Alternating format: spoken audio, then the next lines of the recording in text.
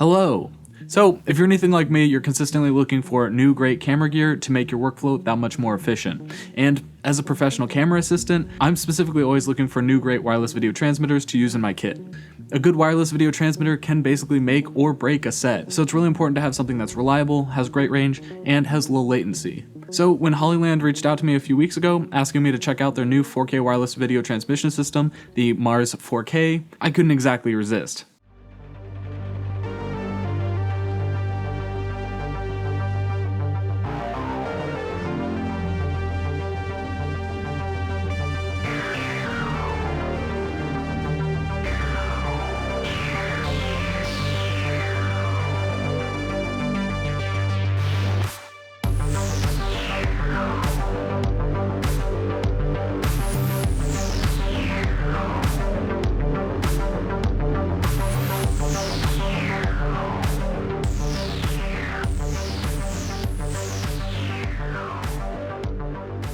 Now, as mentioned previously, wireless video transmitters from brands such as Teradek and even Vaxis to some extent are used on basically every set and are probably the second most used piece of gear on set, aside from maybe the camera.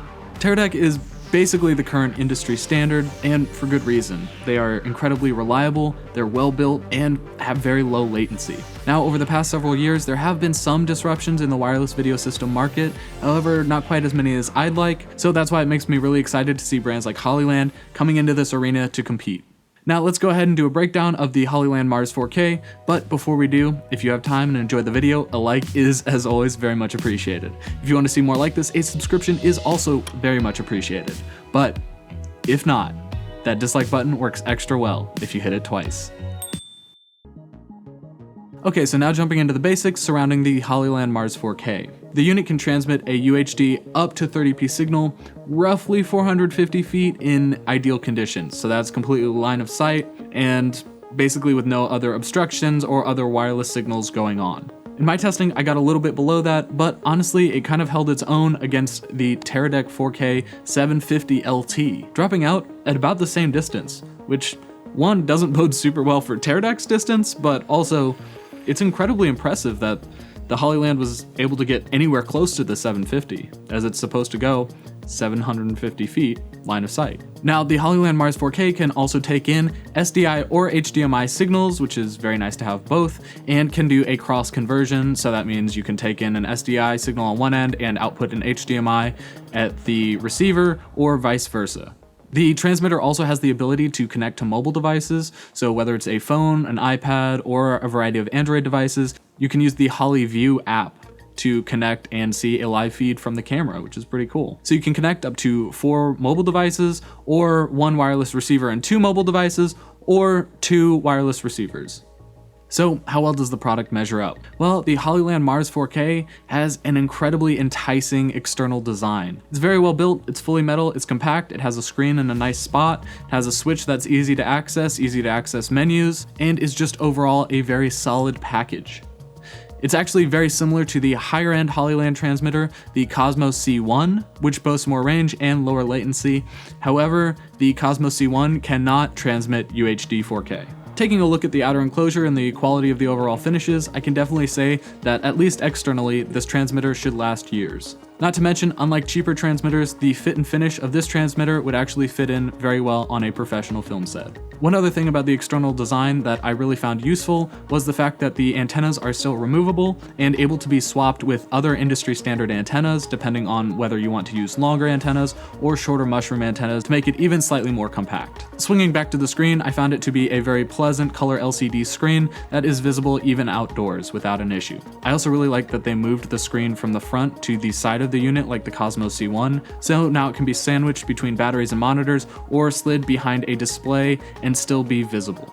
HDMI is going to definitely add some versatility, while SDI is going to make it way more usable on professional sets. Unfortunately, there is a downside to the SDI, and that is the fact that it is only 3G SDI, which means essentially it can only output a max of 1080p 60 through that connector, as that is the theoretical limit on 3G SDI. So there are unfortunately no UHD, no 4K signals going through the SDI, so if you want to get 4K out of this unit, you're going to have to use the HDMI. So that's really too bad, but keep in mind the Teradek 4K 750 LT only uses HDMI in 4K. It actually also only has a 3G SDI.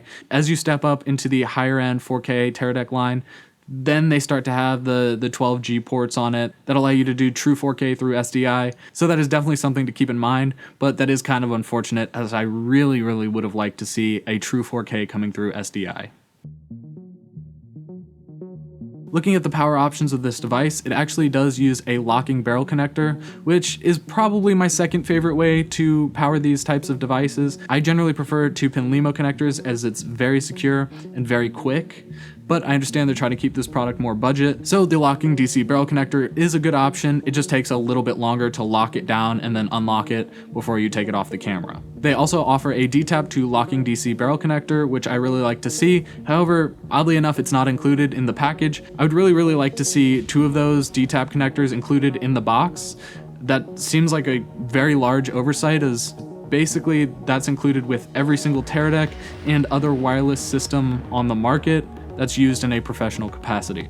Looking at the other power options, we have an NPF battery caddy on the back of the unit, as well as a USB-C option. Now the NPF battery caddy on the back is actually pretty nice and can power the transmitter for a good amount of time, although I do somewhat wish that it was removable so I could get a nice slim profile transmitter for when I'm rigging to certain camera packages. One really nice result of having that NPF battery caddy on the back though, is that if you actually stick that out on a camera build, you can actually put an NPF battery on that transmitter, swap the battery on the camera package itself, pop a new battery back on, and the transmitter will still be on and connected. So it kind of allows you for a somewhat wonky hot swap of the battery without losing the wireless connection, which is something I really wish I could do with Teradeks, as Teradek downtime can definitely cause a slowdown on sets. And that is a scenario that I actually made sure with Hollyland would not harm the transmitter. You can have multiple power options going into the transmitter at the same time, and it will just automatically switch to whatever power option is currently available. Now, as I mentioned, there is a USB-C port on there that can also power the Hollyland transmitter. However, the USB-C one, I would usually try to avoid. You can do it as kind of a last resort type deal, but that's just not really a professional port, and that's something that I would really worry about getting damaged, as I don't really know how strong the actual port is, and it's just not really something that's used on most professional sets. So jumping into the mobile options, the Hollyland Mars 4K can transmit to mobile phones and iPads, and one reason I am so excited about the mobile options themselves is because this allows crew members, such as gaffers, to some extent even sound people, to see the frame regardless of where they are on set without taking an extra monitor, which extra monitors are fantastic, they're great, Video Village is fantastic, but it's not always in the budget of every set, and this allows everybody to just keep a better eye on everything that's going on. Now, the range for those mobile devices is going to be around 260 feet from the camera in ideal conditions, so obviously it's going to be slightly lower than that. Now, compatibility-wise, it works again with iOS and Android. However, there are some issues I've had with this particular unit. Now, as far as the HollyView app goes, which is the viewer app for both Android and iOS, I was actually having some issues with stability on the working iPad I had, where deleting or applying LUTs in the app was occasionally causing crashes of the app, which is really also not a good sign. Okay, so one more nitpick about the HollyView app. I wish they did have more aspect ratios in the frame guides, because currently they're all horizontal, which is great, but it makes it really difficult if you're shooting content for social media, like I know a lot of productions are nowadays. So that means being able to apply some of these aspect ratios vertically rather than horizontally. So that is definitely something I'm hoping for in future iterations of the app, but again, we'll have to wait and see. So the unit offers 3 different modes: HD mode, balanced mode, and speed mode. Now obviously speed has the lowest latency, HD has the best image quality, and balanced I found to actually have the best range, because instead of just cutting out like the HD and speed mode will as you get further away, the balanced mode will actually allow you to get further away and kind of allow the signal to break up a little bit before the image completely goes away, which can be very useful depending on your use case.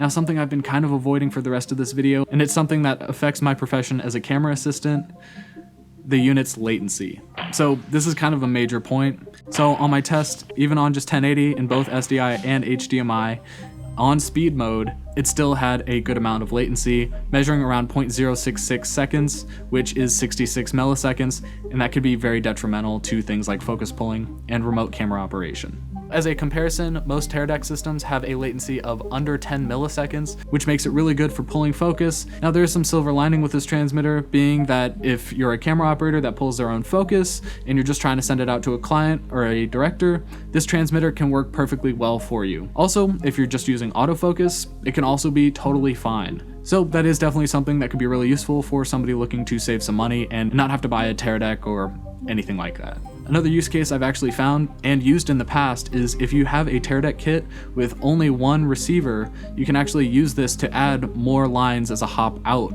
from, say, an AC monitor. So basically how this would work is you'd have a Teradek from the camera to the AC monitor where they then pull focus, and then coming out of the AC monitor, you have this transmitter mounted, which then goes to either mobile devices or the receiver as well. So something to consider if that's kind of the situation you're in. I think as long as you have the correct expectations for this product, it is a solid option. I've had no issues whatsoever between the transmitter and receiver. They connect up pretty quickly, and the active cooling fans in the units can be set to quiet, which means they basically don't affect audio. In fact, I've had them running this whole time, and I really can't hear them. Now, mobile transmission is definitely something that's very nice to have, and I really would like to see reliability improved in the future. So all in all, I think this is a really solid wireless video system with the addition of 4K, especially between transmitter and receiver. Being that the price is pretty competitive with what you get, and as long as you have the correct expectations surrounding latency, I don't think you'll be unhappy with it. Now, there are definitely some improvements I want to see, whether it's reliability with the app, the inclusion of multiple DTAP cables with the units, 12G SDI, and of course, most importantly, probably my number one request would be a much lower latency. And now I do know they have the Cosmo C1, which has a slightly lower latency, but I really would like to see something down closer to Teradek if possible. That's something I would definitely pay a good amount more for, as long as I'm still saving money versus a Teradek. Now, I very much look forward to where Hollyland is going in the future, and I'm very optimistic about the company overall. Every iteration on their product seems to be a great step forward, and so I'm happy to see that they continue in that legacy. With that, if you have any questions, let me know down below, or hit me up on Instagram, as I'm much more likely to respond quickly there. As always, I hope you guys learned something, or at least saw a cool gadget. Links are down below to all the products I used in this video, including the Hollyland transmitter, so if you are interested, please use that link, as it doesn't cost you anything else, but it does help support the channel. Alright, and with that, I'll see you guys in the next one. Bye guys.